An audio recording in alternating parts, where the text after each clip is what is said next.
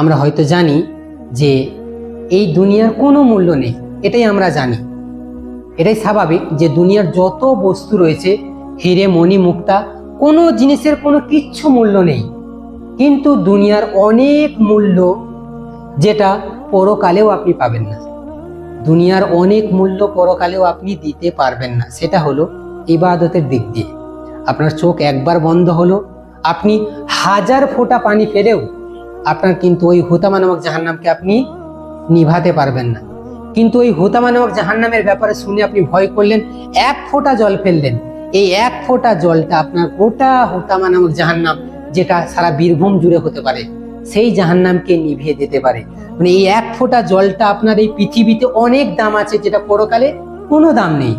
একটা সেজদা আপনার যদি কবুল হয়, আপনার পরকালের জীবন আপনার স্বাধীন, পরকাল জীবন আপনার সুখময় হবে। তো আপনার দুনিয়াটা যেই দিক দিয়ে আমাদের মূল্যায়ন করা দরকার, দুনিয়াটা যেই দিক দিয়ে মূল্য দেওয়া হয়েছে, সেই দিক দিয়ে আপনি মূল্যায়ন করুন। আপনি ইবাদতের দিক দিয়ে কোনো ক্রমেই আপনি কি করবেন না, আপোস করবেন না। সালাত ছেড়ে আপনি কাজকে প্রাধান্য দেবেন না। এটা যদি আমরা করতে পারি, অবশ্যই পরকালে আপনার নাজাত পেতে পারবো। আল্লাহ রাব্বুল আলামিন আমাদের সকলকে যেন সেই তৌফিক দেন। আমিন। ওয়া আখিরু দাওয়ানা আলহামদুলিল্লাহি রাব্বিল আলামিন।